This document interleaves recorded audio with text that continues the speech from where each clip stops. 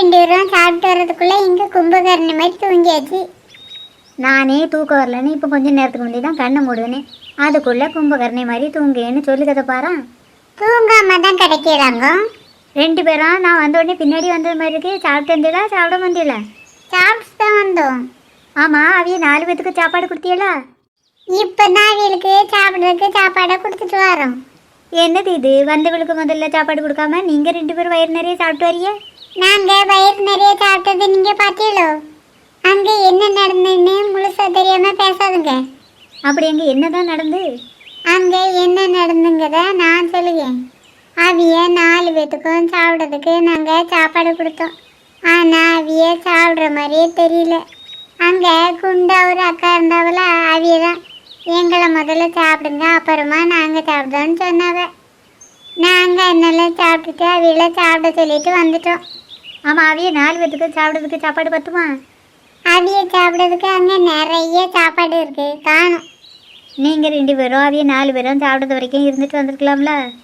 செவிடங்காதில் சங்கு ஊதுகிறது மாதிரி இருக்குது. இவ்வளோ நேரம் அங்கே நடந்த கதையை தானே நாங்கள் 2 பேரும் சொல்லிட்டு இருந்தோம். என்னடி கிறுக்கதை முடிச்சிருக்கா? என்னை பார்த்து செவிடுன்னு சொல்லுங்க. பின்ன அங்கே 4 பேரும் சாப்பாடை வச்சுக்கிட்டு பார்த்துக்கிட்டே இருக்காவ. சாப்பிடுங்கிற மாதிரியே தெரியலன்னு சொன்னால் அவைய சாப்பிட்றது வரைக்கும் அங்கேயே இருந்துட்டு வந்துருக்கலாம்னு சொன்ன அன்னைக்கு இப்படி தானே நான் சொல்லுவேன். பாட்டி இப்போ என் மேலே கோபப்படுறது பரவாயில்ல, ஆனால் அவைய 4 பேர் வருவாங்களா, அப்போ என் மேலே கோபப்படாதுங்க. கீதா சொல்லுக்கு தான் சரிதானே, அடுத்து முன்ன வச்சு நீங்கள் இவன் மேலே கோபப்படாதுங்க. இவளுக்கும் மனசு கஷ்டமாக தானே இருக்கும். சரி சரி, அந்த அளவு முன்ன வச்சு உன் மேலே நான் கோபப்படலை. நீனும் அந்த அளவு முன்ன வச்சு என்னையே குறை பேசாத.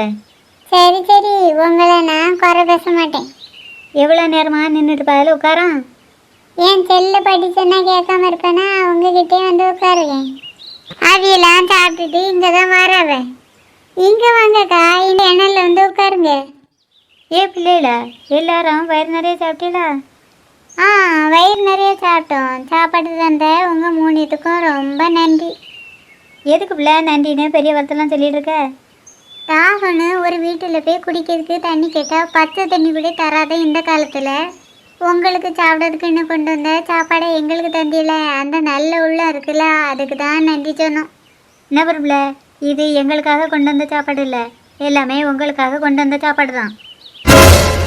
என்ன சொல்றியே, எங்களுக்காக கொண்டு வந்த சாப்பாடா? இவைய 3 பேரும் வாயை பிளந்துட்டு நிற்கிறத பார்த்த அன்னைக்கு என்னையும் நம்புற மாதிரி தெரியல. பாத்திமா நீனே சொல்லு. ஆமாக்கா, உங்கள் 4 பேர் சாப்பிட்றதுக்காக தான் சாப்பாடை கொண்டு வர சொன்னோம். அப்படியே நீங்கள் 4 பேரும் நன்றி சொல்லணுன்னாலும் என் பக்கத்தில் இருக்கிறவளா இவ்வளோ 2த்துக்கு தான் நன்றி சொல்லணும். இவ்வளோ 2 பேர் வீட்டில் இருந்தால் உங்களுக்கு சாப்பிட்றதுக்கு சாப்பாடே வந்துச்சு. நான் சாப்பிட்ட சாப்பாடை பார்த்துருப்பீங்களா? நூடுல்ஸை தான் என் மருமக செஞ்சு தந்துட்டு அவள் அம்மா வீட்டுக்கு போயிட்டா. நான் மட்டும் என் மருமகிட்ட ஃபோன் பண்ணி உங்கள் 4 பேத்துக்கும் சாப்பாடு கொண்டு வர சொல்லி சொன்னேன்னு வச்சுருங்க. அவள் என்ன பண்ணியிருப்பா தெரியுமா? அவள் என் அம்மா வீட்டில் இருந்தே ஒரு விளக்குமாறு கொண்டு வந்து என்னையே பாரம்பியிருப்பா. உங்கள் மருமக என்ன அவ்வளோ பெரிய கொடுமைக்காரியா? இதுக்கு நான் கூட பரவாயில்ல. நீங்கள் நினைக்கிறது மாதிரி ஒன்றும் இல்லை எங்கள் சித்தி. அவிய ரொம்ப நல்லவியன்னு நீ சொல்லுங்க, உங்கள் பாட்டி அப்படி சொல்லலையே. ஹாயப்பா, தூக்கமாக வருது. தூக்கம் வந்தால் இதில் படுங்களாம்மா, காற்று வேற ஜில்லு ஜில்லுன்னு அடிச்சிக்கிட்டு இருக்கு. இதில் எங்கே படுக்க பாட்டி? எறும்பா தெரியுது, அதில் வேற மரத்தில் காக்கா இருக்குது. இப்போ இதில் போய் தூங்குற, காற்றுக்குள்ளே எறும்பு போயிட போகுது. காற்றுல எறும்பு போனா என்ன, தண்ணி விட்டுனா வெளியில் வந்துட்டு போகுது. கதை விட்டது போதும், எல்லாரும் படுங்க. என்னது இது, எல்லா பக்கமும் மரப்பஞ்சத்தமாக கேட்டுட்ருக்கு. இல்லைக்கோ, எல்லாரும் படுத்து தூங்க ஆரம்பிச்சாச்சு. நம்ம 2 பேரும் தான் நின்றுட்டுருக்கோம், நம்மளாம் தூங்குவோம். எறும்பு இருக்குது, படுக்க முடியுதுன்னு சென்னையை எப்பவும் படுத்திய கோசில வர எல்லாரும் எழும்புங்க. அந்த அவளை போக சொல்லு, என்னைய தொந்தரவு பண்ணாத. யாரும் எழும்புது மாதிரி தெரியல, நம்மளாம் படுத்துக்கிட வேண்டியதான். என்ன எதுக்கு முடிச்சிட்டு இருக்க உமா? கண்ணை முடி தூங்கு. கோசிலா வண்டியை கொண்டுட்டு இங்கே தான் வரா, 4 பேர்த்தையும் எழுப்புவோம். பாட்டி சூப்பர்வைசர் வரவ, எந்திரிங்க. ஏ உமா எந்திரி. அவள் எழுமலைன்னா கிடந்துட்டு போகிறா. இப்போ இந்த தலை வில்லு வில்லுன்னுலாம் குத்திட்டு கிடக்கு. எல்லாரும் வயிறு ஃபுல்லாக சாப்பிட்டாச்சா? சாப்பிட்டுட்டோம் மேடம். ஏமாக்கிதா, ஒன்றால் மட்டும் எந்திக்க முடியலையா? வந்து வேணா ஒரு கை கொடுத்து தூக்கி விடட்டுமா? பரவாயில்ல மேடம், நானே இந்த கண்ணு படுத்து தூங்கிட்டே கிடக்கு. அப்போ எல்லாரும் இவ்வளோ நேரம் தூங்கியே செஞ்சியே? அது வேற ஒன்றும் இல்லை மேடம். நாங்கள் மீன் குழம்பு வச்சு சோறுலாம் சாப்பிட்டோமா, ரொம்ப அசதியாக இருந்து அதான் படுத்து தூங்கிட்டோம். என்ன பாட்டி எந்திக்க மனசுலையா? வெயில் சுள்ளுன்னு அடிக்கல, அதான் தலையெல்லாம் வில்லு வில்லுன்னு குத்திக்கிட்டு இருக்கு. நான் வேணா தைலம் கொண்டு வந்து தேய்ச்சி விடட்டுமா?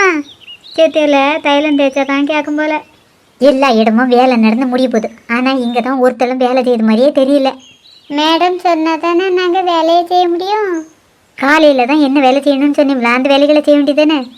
மேடம் சொன்னது மாதிரி மரம் நடறதுக்கு பள்ளம் தோண்டியிருக்கோம்.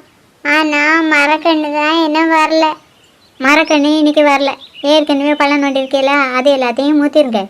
எதுக்கு தோண்டுன்னு பள்ளத்தை மூத்தணும்? நாளைக்கு கண் வந்தெல்லாம் நட்டுலாம்ல. இந்த ஐடியா எனக்கு தெரியாது பாரு, இவ சொல்லக்கு வந்துட்டா. தோண்டி வச்சிருக்கிறா பள்ளத்துக்குள்ளே ஏதாவது விழுந்துச்சுன்னா உங்களே கேட்க போறாவ, என்னையில கேட்பாவ? ஏட்டிக்கு போட்டியா எதுவும் கேட்காம நான் சொன்னதை செய்யுங்க. இதில் படுத்து கிடக்கால அவளையும் எழுப்பிட்டு போய் வேலையை செய்யுங்க. நான் அங்கே நிற்கிற ஆட்கள்கிட்டையும் போய் சொல்ல போகிறேன். நான் அங்கே போனதும் நீங்கள் உட்காந்து கதை விட ஆரம்பிச்சிடாங்க. வேலையை முடிச்சுட்டு வீட்டுக்கு போக வழியை பாருங்கள். ஒரு வழியாக தலைவலி போயிட்டு. தலைவலின்னு கோகிலாவை தானே சொன்னியே? எனக்கோ காலையில் குழியை தோண்ட சொன்னதா, இப்போ மூத்த சொல்லுதாவே. அதுதான் பிள்ளைகளா 100 நாள் வேலை. என்றைக்கும் தோண்டின பள்ளத்துக்குள்ளே ஒரு செடியை வச்சுட்டு மூத்த சொல்லுவ.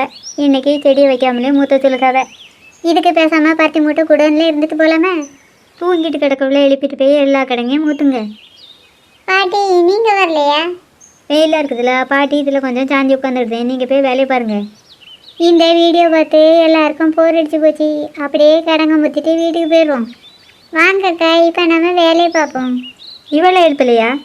இவ கும்பகர்ணி பாட்டி, அவளை ஈஸியாக எழும்ப மாட்டான். நாங்களே போய் வேலையை பார்க்கோம்.